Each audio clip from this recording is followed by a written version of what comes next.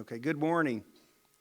On behalf of Sheriff Tove Lisenby of the Carroll County Sheriff's Department, who is the lead agency in this investigation, Delphi Mayor Shane Evans, I would like to welcome you to Delphi, Indiana and Carroll County.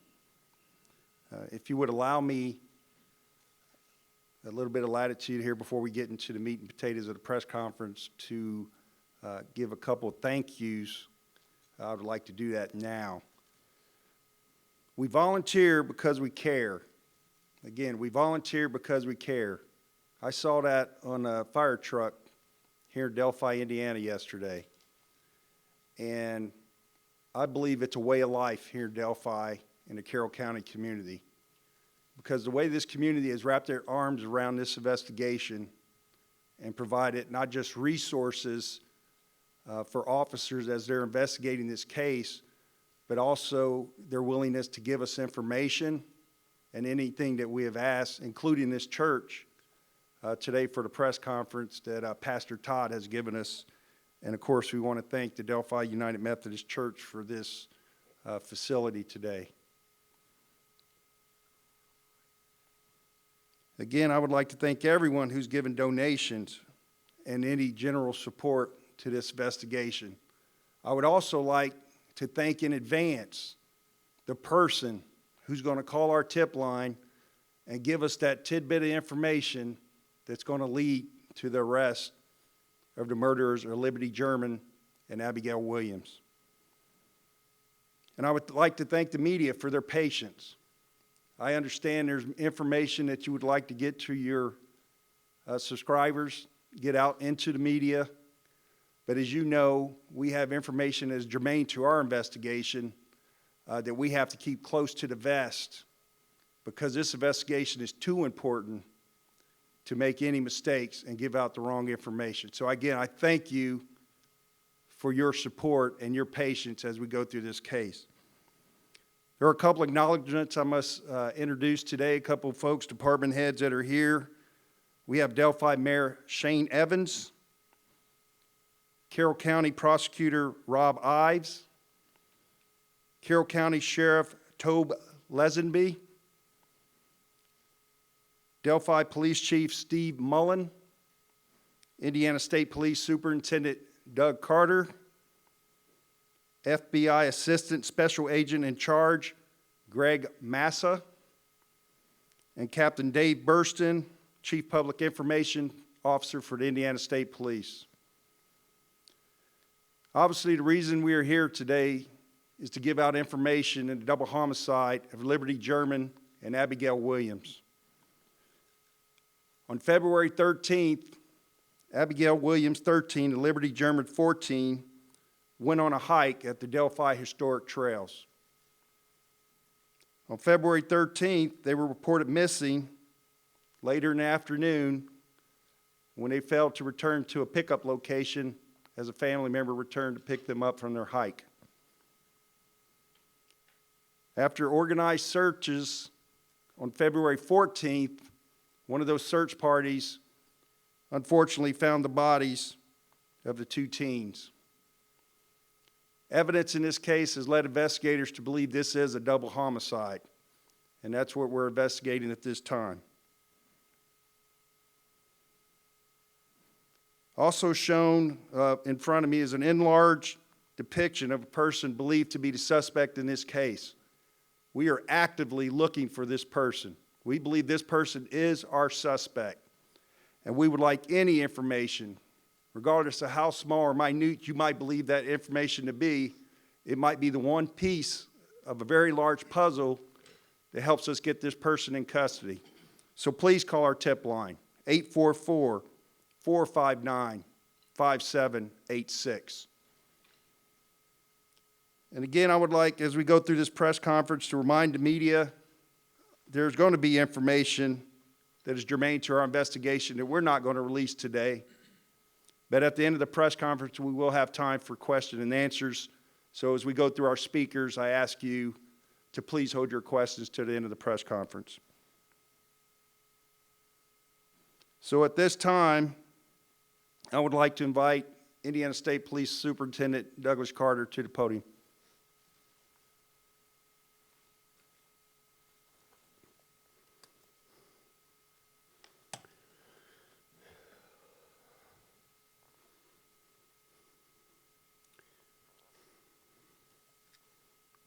Words tend to escape during these periods of times, and I've only had a couple of other situations in my lifetime where I'm able to stand before you and say that. Why Libby? Why Abby? Why Delphi? Why Carroll County? Why the region? Why the state? Why even in the nation?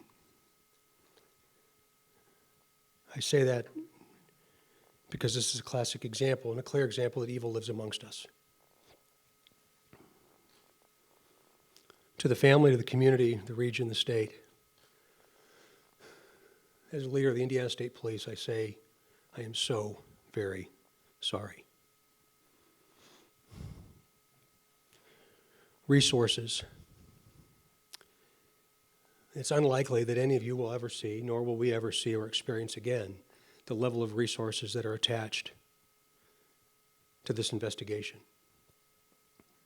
To the media. My gosh, all I can say is give you my sincere thanks. See, this isn't like TV. There's a perception that this can be solved very quickly. Anything that we do can be solved very quickly, but this is a testament that it can't, and we need you. We've needed you since last week. We need you today, and we need you tomorrow. And likely, we'll need the media all across this nation. So from a simple guy like me to you, I say thank you. To the people dressed funny like me and those that represent the law enforcement profession, please understand we're human beings just like you. I'd stand anywhere in the nation with people standing behind me. And I would suggest to you that every time something like this happens, a little piece of us dies as well. But I also want you to understand how committed we are as a collective one, and we will continue. This has been briefed all the way up to the director of the FBI, Director Comey, and Greg Mass is going to talk a little bit about that. I've had an opportunity to speak to my boss, Governor Eric Holcomb, a couple different times about this situation. And every time I do, I see this look that comes over his face, just like yours and this community's. And that's the unfortunate experience of experiencing evil. We're not stopping. The poster in front of you. Someone knows who this individual is. Someone knows who this individual is. Is it a family member? Is it a neighbor? Is it an acquaintance? Is it an associate? Or maybe that one guy that lives over at that one place that just kind of not right.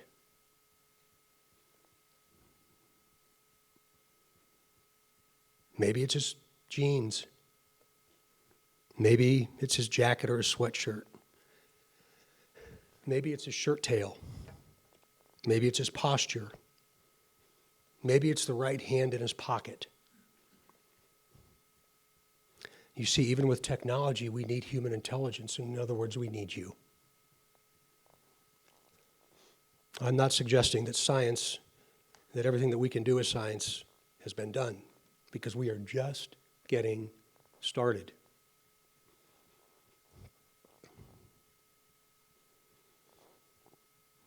Abby and Libby deserve us.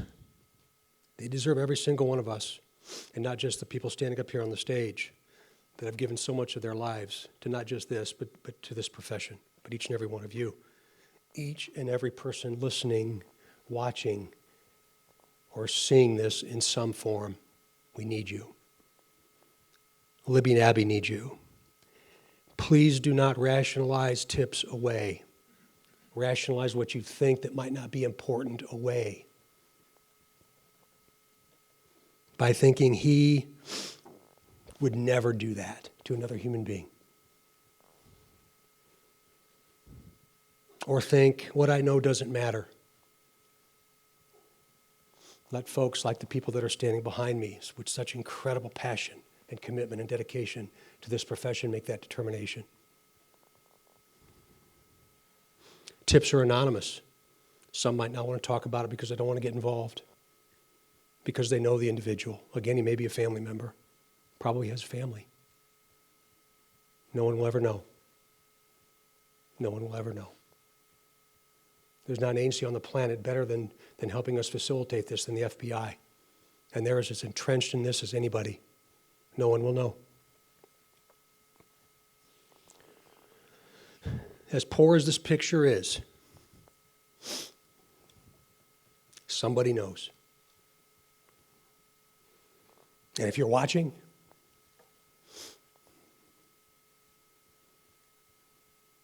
we'll find you. Who's next? I hate to ask you that question, and I'd give my life to not have to. But I know you've asked yourself that very question. We must recognize it. You see, we're all the same. We're all human beings. We must keep our resolve for Libby and Abby, for this community, and frankly, to ensure that good trumps evil. And it will. You're going to hear more in just a minute about what we know. Do not discount the voice that you'll hear. We will stay committed with resolve very rarely exhibited with human behavior until this conclusion. Please be patient. Become our partners and communicate with us as often as you can.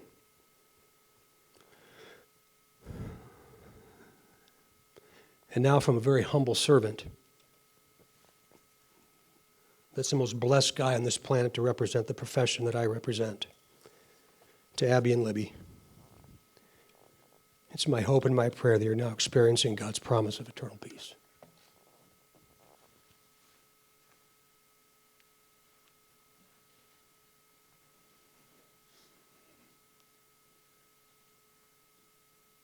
At this time, I would like to invite Greg Massa, Assistant Special Agent in Charge for the FBI, to the podium.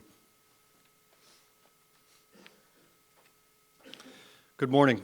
As the Assistant Special Agent in Charge, my role is to supervise and lead the FBI's criminal investigations across the state of Indiana. 9 days ago, we had an agent that was participating in the search for the missing victims. And from that moment until this morning, we have stood shoulder to shoulder with our law enforcement partners here. The FBI plays an important support role in this investigation, this joint investigation. I'm very humbled by the response that the resources that are under my direction have brought, and hopefully the contributions that we are making. On any given day, we have 20 FBI agents that are here providing investigative help, whether that's running down leads, conducting interviews, helping with lead tracking system, providing intelligence analysis support, providing technical assistance. Every night I update our FBI headquarters to our Deputy Assistant Director, and as the Superintendent mentioned, this has been briefed to the FBI Director on 2 occasions. So whatever resource that the FBI has available, whether it's here in the state of Indiana or nationally, we have brought those resources, and we will continue to do so. We were committed to working around the clock, as we have been over the last 9 days, and will continue to do so until this case is solved. To the members of the community, when I met with our behavioral analysis unit and their expertise and their experience, it is oftentimes even unwitting that a member of the community may have information that is germane to this investigation. And I'd like the community to go back 9 days and go back to the afternoon of February 13th, Monday, February 13th, and just think if you had an interaction with an individual who inexplicably canceled an appointment that you had had together, or an individual called into work sick and canceled an important appointment or a social engagement, and at the time gave what would have been a plausible explanation. My cell phone broke, or I had a flat tire on my car. But in retrospect, that excuse no longer holds water. That may be important. Likely so are behavioral indicators that this individual may have exhibited since the afternoon of May 13th. Did this individual travel unexpectedly? Did they change their appearance? Did they shave their beard, cut their hair, change the color of their hair? The superintendent mentioned the clothes that this individual was wearing in the photo. Did they change the way they dress? Did their behavior change? Did their sleep pattern is different now? Did they start abusing drugs or alcohol whereas they would not have? Have they been anxious, nervous, irritable? Have they followed this case and what the media is putting out with a sense that is not normal? Have they had ongoing discussions regarding their whereabouts on that afternoon or thereafter? Please, if you have that information, call that into the tip line. After this press conference, the FBI will be putting out a series of these indicators on our social media, so it'll be available not only to the citizens of this community, but across the state of Indiana and then nationally as well. We'll also be utilizing digital billboards, and in any way we can spread this message, we will. I'll just finalize my remarks just to say that to my law enforcement partners behind me, to the community at large, 9 days ago, the FBI stood shoulder to shoulder with you. We're not going anywhere. We will be here until this case is solved, and I am confident this case will be solved. Thank you.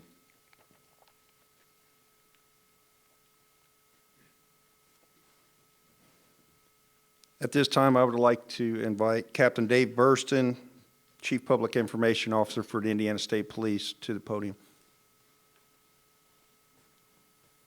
Thank you, Tony. We do have some new information for you today.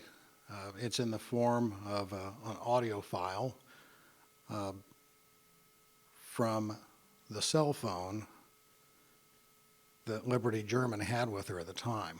We're not going to play everything that we have, but Liberty had the presence of mind to turn on her video camera. Again, we're not going to be able to share everything with you, but we are going to share this audio clip with you momentarily with the hope that somebody will recognize this voice. And I want to be very clear that what you're about to hear is just 4 short words. Excuse me, 3 words. Down the hill. You're going to hear this played 4 times. The audio quality is not superb, but there's enough there that somebody could recognize this person's voice. And as Superintendent Carter said, not to rationalize away. If you hear this today and you think, my God, that sounds like fill in the blank, call us. Make an anonymous tip. Tell us who you think it is. Let us investigate it. If it's not the right person, they'll just be out a little bit of time and they'll be cleared and they can go on and they'll never know that you called. But you may tell us who the right person was. And you could be the person that helps us to solve this horrible crime. Micah, play the clip, please. Would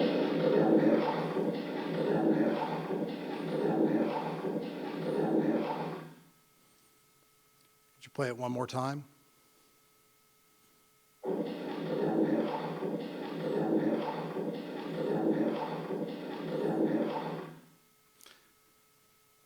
So that audio clip later today will be available on the Indiana State Police website. You can simply go to our website and add the extension /delphi.htm. There will be information on that website that talks about the reward that is being collected now. Sergeant Slocum will talk more about the amount of money that's been raised towards solving this case. And really, money shouldn't be what drives somebody to help solve this. Just a sense of community and wanting to help and to get this person off the street. The image that you see there of the suspect, that came from Liberty's phone. I think many of you had speculated that before. We weren't prepared to discuss that at the time. We have more video. We're not releasing it. It's germane to our investigation. And it's important that we spread that person's voice far and wide for somebody that will recognize who that is and will call us and tell us.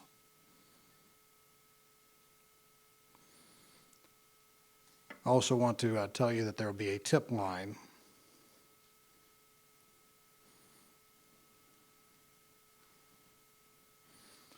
There's an email tip line. I'll spell it out for you, and it'll be on the website later, but if you want to copy this down, tips can be emailed to ABBYANDLIBBYTIP at CACOSHRF.com.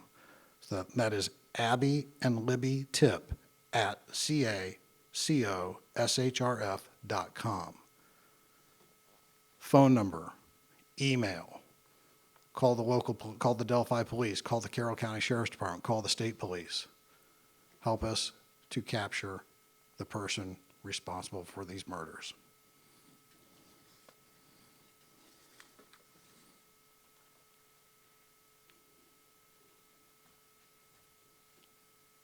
As I started out, we volunteer because we care.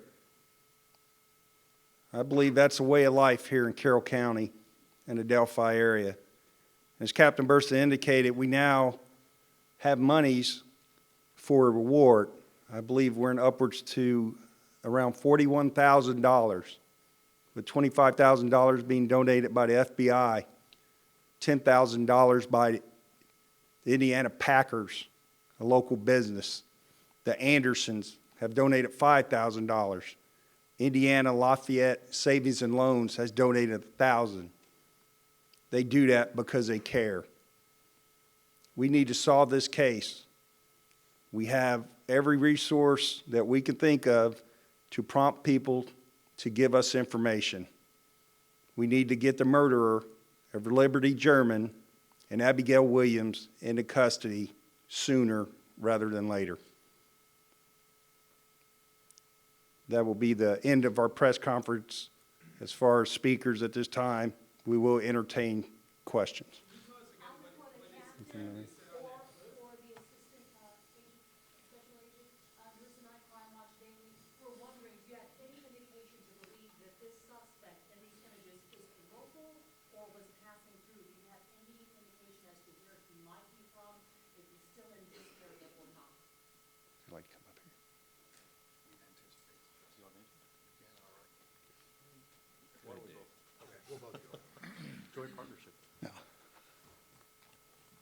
Is there any specific information that says the person is local or from far away? No. Could this be a stranger crime? That's a possibility. Could this be somebody that knew that the girls were going to be there at that time? That's a possibility. Nothing is off the table. Yeah, that's exactly right. The only thing I would add is where the FBI can come involved, and if it does lead interstate or multi-jurisdictionally, we have that capability to stretch it further outside of this immediate community across the state or across state lines.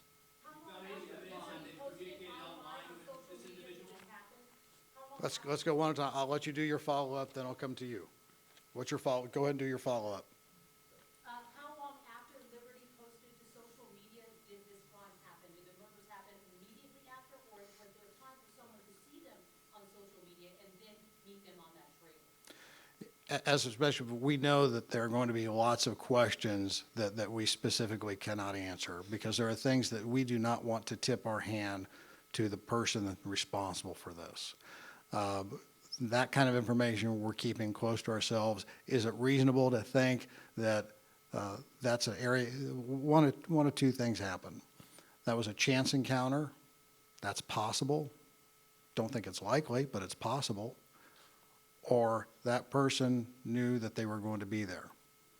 That's possible as well. Those are things that we're looking into. Question over here. Online communication with this individual, has there been any evidence of that from the girls with this person? Similar to what I just said, there's specific pieces of information that we're not discussing, The best example that I can give you is if somebody is a victim of a burglary and then they're murdered, everybody wants to know how they were murdered. If we go into the details and we say they were stabbed twice in the back and they were shot in the head, then everybody hears that. And then we get tips, people tell us that, and the tip is useless. We're keeping information that will only be known by the person or by who that person told. And when that's shared with us, it will set off the alarm bells and we'll know. Captain, based upon what you have and other investigators have seen of this crime, do you believe this individual has killed before, and what makes you believe he will do it again? Greg, I'll let Agent Massa address that. There has been no indication right now that this is a part of a serial murder, if that's what your question is. So as of the facts that we have collected at this point in time, we have not tied it to any other known homicides. Captain, you played 3 words. You have an extensive volume of video and audio. You're not sharing it. I mean, is there more? We have other information that we're not sharing, and specific to your question, Raphael, keep in mind that there the likeliness, the possibility of more than one person. We're not saying that the voice that you heard is the same as this person here.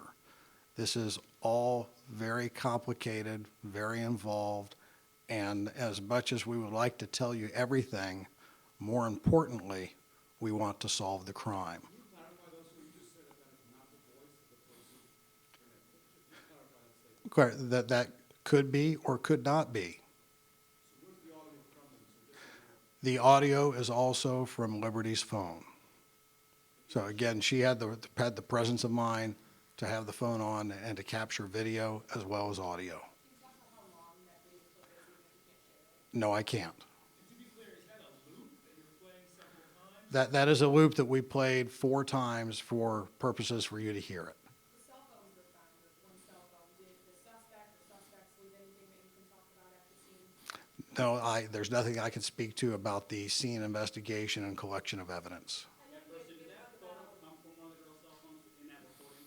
Yes, and thank you for asking that, Paris. To clarify, the image that you're looking at here came from Liberty's phone. Is it longer? Are you holding some that you can see how he walks? Is there any more of this image of this possible, this suspect? There's nothing that we are prepared to release at this time. Can you, I guess, reconcile, this is believed to be the main suspect, the voice is believed to be a suspect.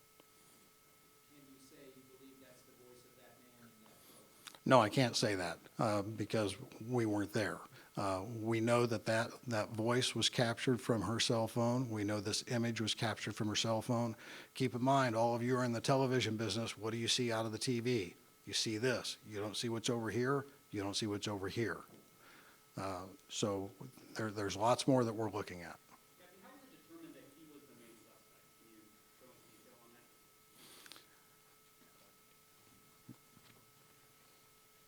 As I indicated before, the reason we believe this is a suspect is based on the totality of the evidence that we've gathered thus far. That has led us to believe this is the person that at least participated in the murders of Liberty German and Abigail Williams. The picture that you guys have, as we mentioned before, it seems like it's enhanced, and we talked about that a little bit yesterday. And how enhanced is this picture? Did it come from a Snapchat photo that she had saved? Was he in the background corner? I mean, how far away was he from a picture that she might have just snapped on that bridge? Now, we're not going to release that part of the information, but it did come from her phone, which entails that even though we enhanced it, it's the best we have. That's the image we're giving. And just because you and I do not recognize that photo, there, as indicated earlier, a person that works with what appears to be a male white in that photo might recognize him. Again, a family member might recognize that. Unfortunately, it's the best we have, and that's what we're going to go with at this time. If we decide to go other routes later, we'll let you know. Captain, just to clarify one point here, do you believe that based on the evidence you guys have, that Libby turned her cell phone on and started recording specifically because this person seemed suspicious or was creeping her out in some way? And if so, what's your reaction to a 14-year-old having the presence of mind to do that? This young lady's a hero, there's no doubt. To have enough presence of mind to activate the video system on her cell phone to record what we believe is criminal behavior that is about to occur.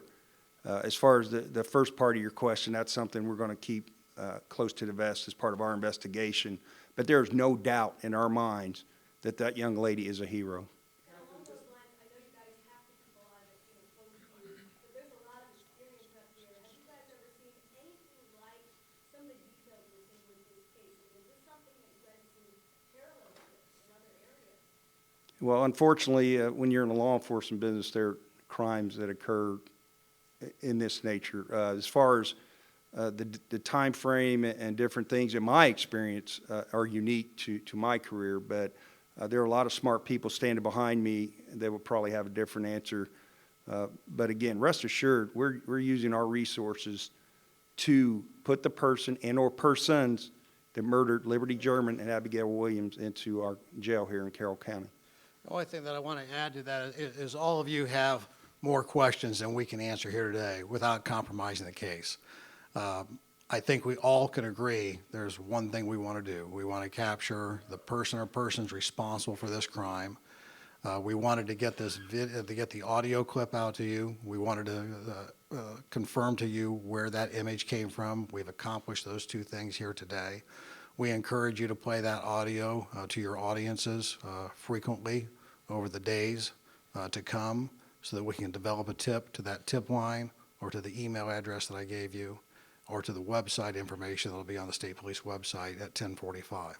At this time, we're going to conclude the news conference.